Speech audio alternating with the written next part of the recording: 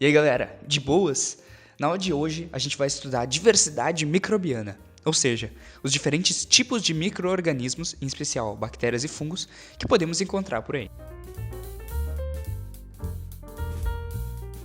E antes de qualquer coisa, só para relembrar, bactérias são organismos unicelulares e procariotos, ou seja, possuem uma única célula e, ao contrário dos eucariotos, não possuem organelas tipo núcleo ou mitocôndrias.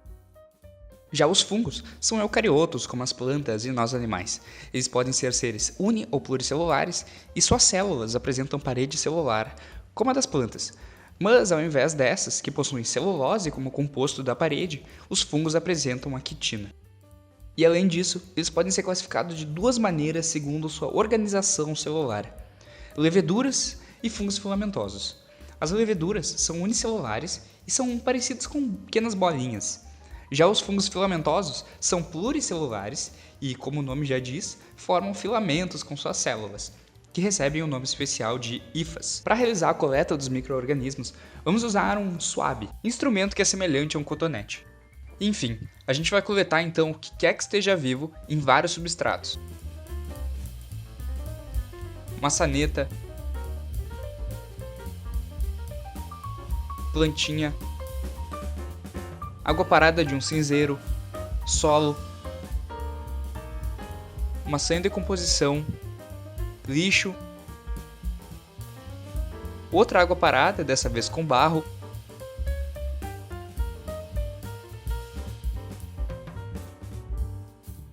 leitor biométrico e forno de barro.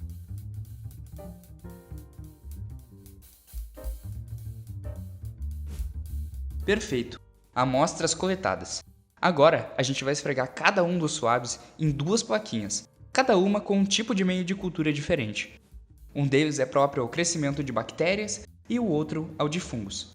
Meio de cultura é um substrato que é como se fosse um paraíso com todas as condições para que os micro-organismos se desenvolvam da melhor forma possível. E todo esse processo vai ser realizado dentro de um fluxo, que é um equipamento que proporciona um ambiente estéril e que impede que partículas externas afetem o experimento. Isso é bastante importante para que nada contamine ou interfira de outra maneira no meio de cultura. Feito todo o trabalho de colocar as amostras em meios de cultura, agora vamos colocar as placas em estufas para que os organismos cresçam em condições ainda mais favoráveis, que é um processo chamado de incubação. Os meios das bactérias serão incubados a 37 graus e os dos fungos a 30 graus. Depois de algumas placas terem ficado de 2 a 7 dias nas estufas, podemos ver que a diversidade de tipos de micro-organismos que cresceu nos meios foi bem grande. Na placa com meio próprio ao desenvolvimento de bactérias com amostras coletadas a partir do cinzeiro, podemos notar um pequeno crescimento de colônias bacterianas de cor branca. Já na placa do meio direcionado à proliferação de fungos, podemos observar que ocorreu o aparecimento de colônias parecidas com o que a gente acabou de ver.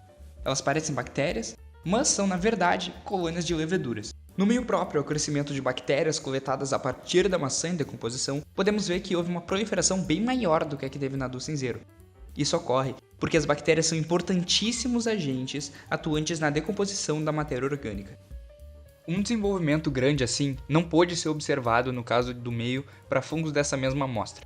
Apesar disso, ocorreu a aparição de um fungo filamentoso bem charmoso que produz uma substância de coloração rosada. No meio para as bactérias da amostra do solo, ocorreu novamente um grande crescimento de colônias. Mas dessa vez, os fungos da placa vizinha não ficaram para trás e se desenvolveram bastante também. Essa área mais escura está coberta por esporos, que podem gerar novos fungos, que então podem soltar ainda mais esporos e por aí vai.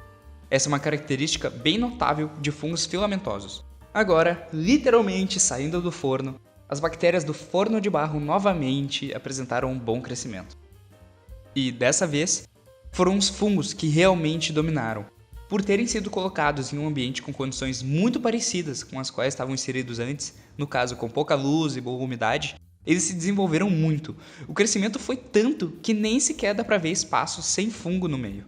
Houveram, no entanto, algumas placas que não apresentaram grande crescimento de micro-organismos. Essas foram as de amostras coletadas a partir do lixo, da plantinha, do leitor biométrico e da maçaneta. Isso não quer dizer que nesses ambientes não tinham tantos micro-organismos. Talvez signifique apenas que os meios de cultura ou o tempo de incubação não foram os ideais para o crescimento microbiano, ou então até mesmo que a coleta tenha sido ineficiente. Na aula de hoje, podemos ver então que a diversidade microbiana que está ao nosso redor é muito maior do que a gente pode imaginar. Mas é importante lembrar que os micro-organismos não estão por aí esperando para nos causar doenças, na esperança que a gente coma sem lavar as mãos depois de tocar em algum local contaminado. Há muito tempo, na verdade, eles se tornaram partes essenciais da nossa sociedade. Os fungos são muito usados na fermentação de comidas e bebidas e na produção de medicamentos, como a penicilina, que já salvou milhares de vidas. As bactérias também não ficam para trás, sendo grandes facilitadoras do crescimento de vegetais através do processo de fixação do nitrogênio, além de serem muito usadas nos laboratórios aqui da URGS para gerar grandes avanços na área das biociências. E aí vai uma curiosidade: os micro-organismos são tão importantes para nós que, literalmente, nós não estaríamos vivos sem eles. Isso porque eles fazem parte de quem nós somos.